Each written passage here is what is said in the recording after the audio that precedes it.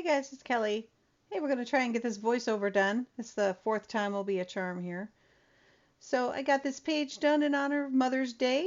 It is from the Stemperia Romantic Collection Our Way 6x6 paper pad that I got from Amazon. I think it was Amazon, or if it wasn't Amazon, it was Scrapbook, or it was Simon Says Stamp.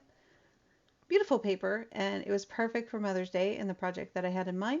So my mom and I like to go on what we call Thelma and Louise Day for Mother's Day. And I don't know, I just wanted to do a page about it. So when I saw this paper, I was like, oh my gosh, that's perfect. And lots of cut aparts. There's definitely some value in this paper beyond just one project, which most of the paper that we buy, of course, we want that. But I was really excited to see that paper. I love the vintage feel of it and the warm colors. Really, really loved it. So this is the second to the last page in my art journal, my mini art journal. And I'm loving how it's turning out. And I just cut my paper for the journal, which is about 3¼ by 5¼ roughly. And I round the pages because that was the template that I started with. Now that paper is gorgeous, so I decided to pull out my distress inks and do a quick background with some complementing colors. I wound up pulling up aged mahogany, spice marmalade. Let's see, what was it? Spice marmalade, rusty hinge, and vintage photo. Black soot. I think that's all of them. But really pretty color palette.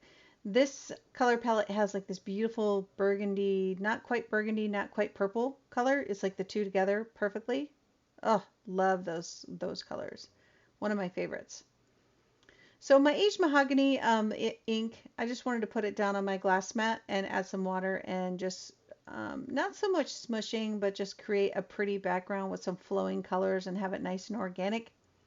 That was the plan, and it wound up working out pretty good. I like to start in the middle, so I bend my paper up so that it only goes in the middle, and I could stop right there if I liked that jam, but I knew I was going to do more. So I decided I was going to keep going with it and kind of get like a, I don't know, like a sunset kind of vibe to it. So once I got the red down, the aged mahogany with the red tones, then I used the rusty hinge and spice marmalade for the lighter orange tones, and I really like how that turned out. That color combination is really, really nice for a vintage feel if you just want to come away from just the straight brown. It has more red tones to it. So really liked how that turned out. Hope you guys do too. It's just straightening my paper on the edge of my table. And then I do what I always do with the vintage photo. I do love to have my borders around the outside of my projects kind of lead your eye to the inside.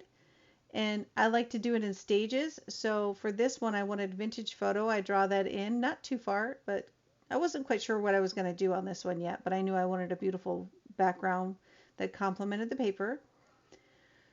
So I wound up just drawing it in with the vintage photo, and then I go back in with the black soot. And you'll see later on in the video, I do wind up making it quite a bit darker, but I wasn't sure what direction I was going with it. So I just got the background just ready to rock and roll with whatever is going to wind up on my project.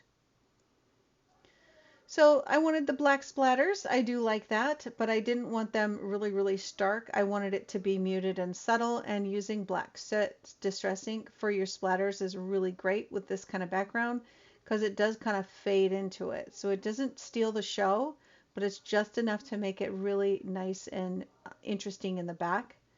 So I like that, the way that looks. Now the straight up black with a really, really sharp black, I mean, you can use archival, you can use black ink, you can use black gesso, whatever you like, but I definitely wanted it to be kind of muted in the background. And then I do like to have the text in the background too, and that's my favorite way to put text on any project is to use that stamp. It is well loved and old, and it is my favorite. I use it all the time. So I went back to the paper and found my sentiment because my mom and I, again, we do a Thelma and Louise Day. So what that is we just basically get in the car, we go. Sometimes we even rent a Mustang, a convertible, and we take off for the weekend. We don't really have a plan. We just have a direction, south, north, east, west, and we just go. And we don't have a plan. We don't have an agenda. There's nowhere we have to be at any given time. We just go and do whatever the heck we want to do whenever the heck we want to do it. And it is quite amazing. If you guys don't do it, I'd highly recommend that you do that. It is freeing. You have to allow yourself the discipline to not try to plan something and just go. And obviously you need a budget. Yeah, clearly you need a budget. And then you decide what you can do, and you decide when you're done. So it's fabulous. And we just call it Thelma and Louise Day because we get in all kinds of trouble and all kinds of laughs for sure. So just inking all of my elements that I'm cutting from the paper. I used to really be bugged by the whole like fussy cutting. I love it now. It's quite relaxing. And I find that I create more art journal pages when I take the time to fussy cut. I buy this gorgeous paper for a reason, to use it and to cut it. I am a hoarder. I will admit to that. But this one I really, really enjoyed cutting. So that one page with all the flowers, I went to town on that and cut out all the images that I loved and put them in a composition that I liked. So what I'm pulling out right now is from my stash. Those are vintage stamps. I love to go to the antique stores in my local area, and I like to support those people too. So when I find stamps in there, I definitely like to get a variety of colors, and I use them in my art journaling and any other project that I want. Now, yes, you can buy an acrylic stamp or a rubber stamp and make your own, but these are real. They're real. They're like old and very real, and they're dated. So there's something authentic about that that really speaks to me, and I love using those. So that's my little jar of vintage goodies that I've got. And I love using those stamps. They're not, of any value to any collector or anything like that. Obviously, I check those. I mean, if they are, I guess I just ruined it, but that's not what I get them for. I get them for this purpose right here. And I was so glad that I could find that beautiful fuchsia color, and I can mute it down with the vintage photo to make it match this beautiful purpley burgundy color. And it wound up being perfect. So, and I wanted this, the text stamp was behind where I was going to put that flower image right there in the corner. And I loved that text stamp, the way it looked on the background so much, I decided I had to stamp over it. I had to replace what I was about to cover up. Yeah, crazy, but that's what I did. So just a little bit of glue. I've watched some other videos, and not picking on anybody. We all do us, do you, however you want to do it. But I just like using very, very little glue on my projects, just like one little dot there. And what I'm doing here is I'm creating some depth and dimension on my focal point, just using scrap pieces of paper with just one little dot in the middle. The reason for that is because I want tuckability. I want to be able to tuck it in the back and not get stuck by the foam tape, which I usually use, and it drives me nuts because it limits me. Yes, I can cut it down, but it's not the point. I just want to be able to slide it in and move it around as I want to when I'm creating the composition. So just putting like 4 layers of cardstock behind it gives you just the right dimension and just the right amount of space in between to move it around. And even if you want to move it around, then you don't have to worry about tearing the paper. You only have to lift it up from the paper. You'll see what I from the 4 pieces of paper that you put behind it. So you'll see what I mean, because I actually wound up doing that in this project. So I wanted to share that with you guys because it's a good point. I don't know how many times I put something down, then I tried to tear it up and I tore the paper behind it. And sometimes it's the focal point and it's frustrating, and then I got to cover it up with something else. So the workaround is to get your dimension without foam tape. Just use regular cardstock from your scrap bin, and it works out great. So all those little flowers and little tiny leaves and stuff that I cut out from the paper, I just had them there and I was just building it up however it looked nice and just playing. This is the fun part. And I didn't fuss for too long over it. I did a lot of the planning off screen, so I wouldn't sit there and him and haw over it and waste your time. But it just winds up coming together usually a little bit different than you plan, and that's fine. It's my art journal. There's no rules. You just do. And I do cover up some of it with the sentiment, and that's all right. No big deal. I just wanted to have a nice, pretty composition in the background. So my road trip needed to be popped out a little bit more, so I just had some black scrap paper sitting around there. Just glued it to it and cut it to size. Didn't have to bring out my trimmer or anything like that. Just used my scissors and did it real quick.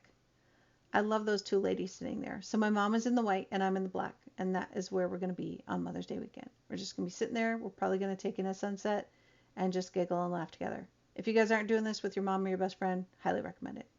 Thelma and Louise Day. Got to do it. Okay, so the last flower piece down there, I also cut out the little camera from the paper and then the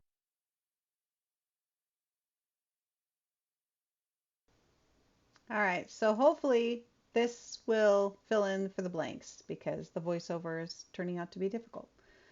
So it cut off there for a second, but anyway, so putting together the last little bit of that to where the camera that I cut out and the binoculars, I thought that was good.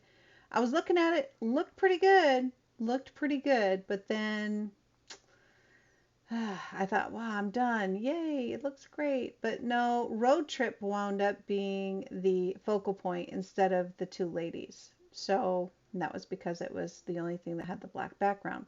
So I decided to pull that up. I could have put a black circle behind her, or behind them. I decided not to. My black soot was out, so I just used that around the edge, and that did the trick for me. So, and then it also needed to be outlined more on the outside of it. But that's where you can see where the paper underneath really comes in handy. If that was foam tape, I really would have had a hard time with that. Something would have torn and it would have been difficult. So use your scrap paper to get you the dimension instead of foam tape so you have tuckability, and that will make your life a lot easier when you change your mind, like inevitably we all do. So I do the outside there, and I wind up putting it in my book, and I always like to ink the outsides so that there's a frame because the white paper doesn't match. So you can just slap that on nice and easy like I do, and it winds up pretending to be a frame. You can take the ink straight to paper if you want, which I think I do here a little bit, just to show you guys you can get as messy as you want with it because you're going to cover it up. It doesn't matter. And there it goes. So easy peasy. And I like the choppiness of it. You could barely tell that it's even there. Most of it gets covered up. So but anyway, there it is. So thank you guys so much for watching. Let me know if you guys do anything for Mother's Day and in the comments, and we'll kind of share with some ideas with each other. So thanks again for watching. Please don't forget to like, comment, and share. It does help the channel. So I will have more to come, including a full walkthrough with this whole journal. Thanks, guys.